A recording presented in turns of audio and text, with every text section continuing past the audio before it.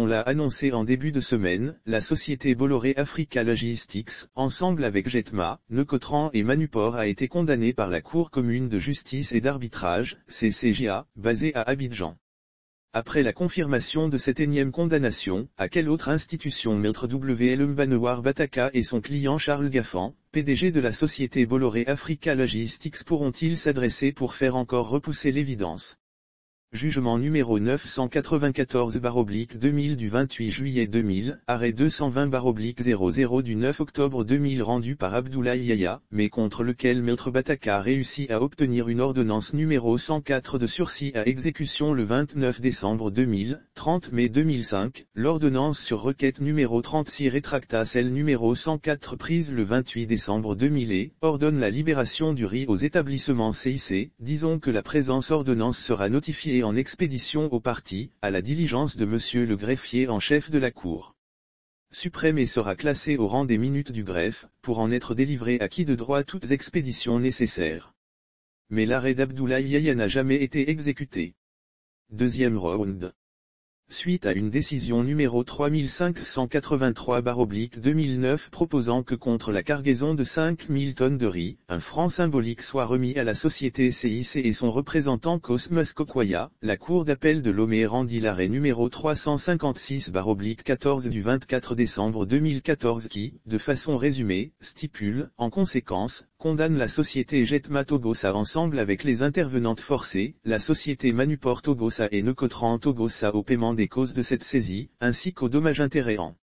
découlant et évalués comme suit, 723 483 000 FARS représentant les causes de la saisie, 611 647 335 FARS représentant les intérêts au taux légal depuis 2000, 350 millions FARS représentant les dommages et intérêts comprenant les pertes financières et le manque à gagner, constate que la demande au titre de trouble commercial et toutes les autres sont portées pour la première fois en cause d'appel, les déclare irrecevables, les condamne aux entiers dépendants distraction au profit de Maître Lard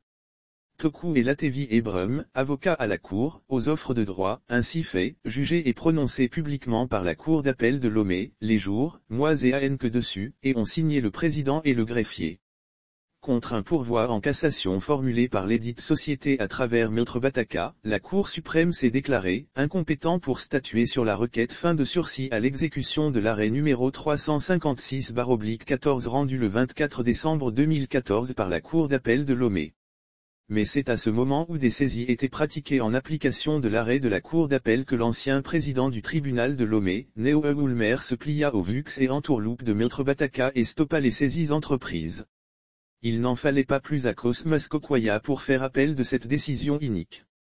C'est ainsi que l'arrêt numéro 242 du 27 juillet 2016 dit et juge que c'est en violation des dispositions des articles 49 de l'ORV 301 du Code de procédure civile que le premier juge a retenu sa compétence, annule en conséquence l'ordonnance entreprise pour violation de la loi, déboute les intimés de toutes leurs demandes, fins et conclusions, dit et juge que l'arrêt numéro 356/14 du 24 décembre 2014 de la Cour de Séan a été régulièrement enregistré et revêtu de la formule exécutoire et constitue un titre exécutoire qui a valablement fondé les saisies attributions querellées qui doivent être déclarées bonnes et valides, condamne les intimés aux dépendants distraction au profit des maîtres Lard Toku et Latevi Ebrum, ainsi fait, jugé et prononcé par la Chambre civile de la Cour d'appel de Lomé, les jours, mois et AN que dessus, et ont signé le président et le greffier. Non convaincu que lui et son client n'auront jamais gain de cause, l'avocat Bataka introduit un pourvoi en cassation. Encore. Et une fois encore, la Cour suprême prit l'ordonnance numéro 132/10 du 19 août 2016 qui dit, par ces motifs, nous déclarons compétents pour statuer sur la présente requête à fin de sursis, ordonnons le rejet de la requête à fin de sursis à l'exécution de l'arrêt numéro 242/16 rendu le 27 juillet 2016 par la Cour d'appel de Lomé, disons que la présente ordonnance sera notifiée en expédition aux parties, à la diligence de monsieur le greffier en chef de la Cour suprême, et sera classée au rang des minutes au greffe pour en être délivré à qui de droit, toutes expéditions nécessaires. Entre-temps, le groupe Bolloré racheta les sociétés Jetma, Manupor et Nocotran, avec donc tous leurs actifs et passifs. L'avocat fut missionné de défendre la cause de la société Bolloré Africa Logistics à la Cour commune de justice et d'arbitrage à Abidjan. La suite est connue. L'arrêt numéro 159/2018 rendu par la CCJA le 18 octobre 2018 contre lequel une tierce opposition jugée irrecevable a été formulée par Maître Bataka prend toute sa dimension depuis qu'un huissier a notifié au Conseil de Bolloré Africa Logistics les arrêts les déboutant. En rappel, la CCJA a dit que, par ces motifs, statuant publiquement, après en avoir délibéré, casse l'arrêt numéro 242/2016 rendu le 27 juillet 2016 par la Cour d'appel de Lomé, évoquant et statuant au fond, confirme partiellement l'ordonnance numéro 0003/16 rendue le 15 janvier 2016 par le président du tribunal de première instance de première classe de Lomé, en ce qu'il a retenu sa compétence en application de l'article 49 de l'acte uniforme portant organisation des procédures simplifiées de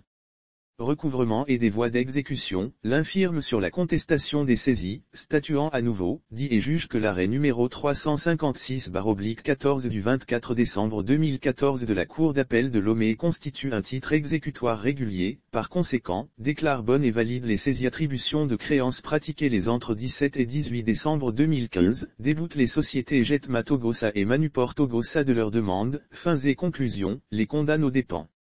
S'il y avait encore une juridiction supérieure à la CCJA, on s'attendrait à voir encore et toujours le conseil de la société Bolloré Africa Logistics et Kral Gaffan User de moyens pour retarder l'échéance de la sentence. Mais malheureusement, après la CCJA, il n'y a plus que la CCJA. Hasard de calendrier ou test de dame nature, c'est peu après le discours de bonne volonté du nouveau président de la Cour suprême qu'un dossier que lui-même a tranché en octobre 2000 le met au défi de joindre l'acte à la parole. Cosmas Kokwaya et les ayants droit de CIC, Comptoir international pour le commerce, veulent croire et ont des raisons de croire en Abdoulaye Yahya.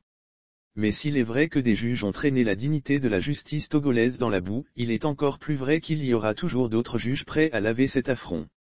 Les justiciables ne demandent qu'à redonner confiance en ce troisième pouvoir.